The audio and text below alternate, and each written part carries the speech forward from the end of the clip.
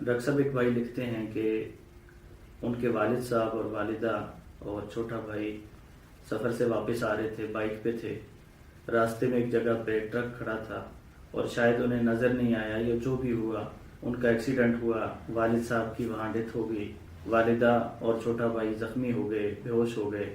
انہیں اس حادثے کے بارے میں کوئی پتہ نہیں ہے کہ غلطی کس کی ہے یا کون کس طرح سے یہ حادثہ پیش آیا۔ بہرحال والد صاحب کی ڈیتھ ہو گئی۔ جو ٹرک تھا اس کی انشورنس ہوئی ہوئی تھی اور وہ جو کمپنی ہے ٹرک کی جس کی طرف سے انشورنس ہے ان کی طرف سے انہیں دیت کے طور پہ معاوضہ ملنے کا موقع ہے، تو کیا وہ اس کمپنی سے دیت کے طور پہ معاوضہ لے سکتے ہیں یا یہ ان کے لیے شرعی طور پر جائز نہیں ہے؟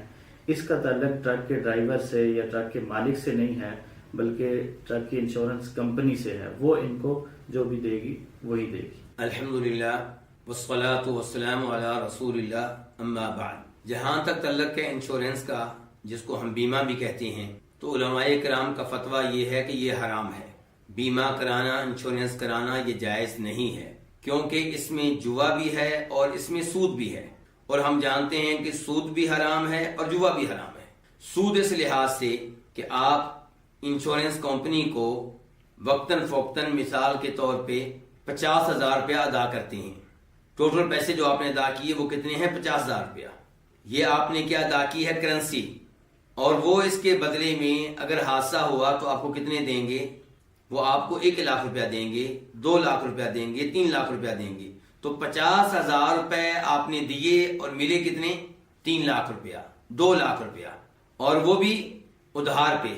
جبکہ اگر آپ کرنسی کے ساتھ بے کرتے ہیں، پیسے کا پیسے کے ساتھ لین دین کرتے ہیں، روپے کا روپے کے ساتھ، تو اس میں کمی بیشی کی بھی اجازت نہیں ہے اور اس میں ادھار کی بھی اجازت نہیں ہے۔ تو ایک تو اس میں اس اعتبار سے سود پایا جاتا ہے۔ دوسرے نمبر پہ جوا ہے۔ یہ کمپنی آپ سے کہتی ہیں کہ آپ اتنے پیسے ادا کریں، اگر آپ کے ساتھ حادثہ پیش آیا تو ہم آپ کو اتنے ادا کریں گے، تو یہ جوا ہے۔ دونوں لحاظ سے انشورنس غلط ہے۔ لیکن جو سوال پوچھا گیا ہے اس کے مطابق سوال پوچھنے والے نے انشورنس سے فائدہ نہیں اٹھانا، بلکہ سوال پوچھنے والے کے والد گرامی حادثے میں فوت ہوئے، اور حادثے میں سبب کیا تھا؟ ٹرک جو راستے میں کھڑا تھا۔ اب ٹرک کی انشورنس کی گئی تھی تو جس کمپنی نے انشورنس کی تھی وہ معاوضہ ادا کرے گی۔ تو کیا اب سوال کرنے والے کے لیے جائز ہے کہ اپنے والد صاحب کی دیت، انہیں ہلاک کرنے کا جو معاوضہ عدالت طے کرے گی وہ انشورنس کمپنی سے وصول کرے؟ تو جواب یہ ہے کہ جب کوئی اس قسم کے حادثے میں فوت ہو جائے تو اسے اس پہ معاوضہ ملا کرتا ہے، وہ معاوضے، اس کے وارث اس معاوضے کے حقدار ہیں، انہوں نے یہ معاوضہ انہی سے لینا ہے جو قتل کا سبب بنے ہیں۔ اب وہ معاوضہ ادا کرنے والے معاوضہ کہاں سے دیتے ہیں، کدھر سے لے کر آتے ہیں؟ لینے والے کو اس سے کوئی غرض نہیں ہے، اس کے لیے یہ پیسے لینے جائز ہوں گے۔ میں آپ کو ایک مثال دے کر بات سمجھاتا ہوں۔ اگر کسی مسلمان کو کوئی عیسائی یا یہودی غلطی سے قتل کر دے تو آپ جانتے ہیں کہ غلطی سے ہونے والے قتل پہ، قتل خطا پہ معاوضہ ملا کرتا ہے، دیت ملا کرتی ہے۔ اب یہ دیت کن سے لینی ہے؟ یہودی قاتل سے، عیسائی قاتل سے اور اس کے رشتہ داروں سے، اور ان کا جو کاروبار ہوتا ہے، ان کی جو تجارت ہوتی ہے وہ عام طور پہ حرام امور پہ مشتمل ہوتی ہے۔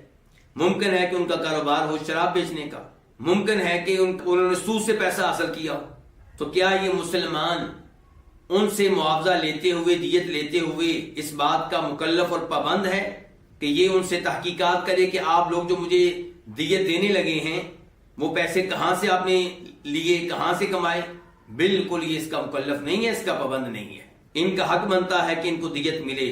دیت دینے والے کہاں سے دیتے ہیں اس کا لینے والے سے کوئی تعلق نہیں ہے، تو اس لیے یہ معاوضہ لے سکتے ہیں چاہے وہ لوگ انشورنس کمپنی سے لے کر دیں۔ جہاں تک تعلق ہے اس بات کا کہ اچھی طرح یہ معلوم نہیں ہو سکا کہ ٹرک اس حادثے میں سبب ہے یا نہیں، تو یہ معاملہ ٹریفک پولیس کی طرف لوٹا دینا چاہیے، وہ طے کرے گی۔ ٹریفک پولیس کے جو قوانین اور اصول ہوتے ہیں ان کو مد نظر رکھتے ہوئے ٹریفک پولیس طے کرے گی کہ یہ ٹرک اس حادثے میں سبب ہے یا نہیں۔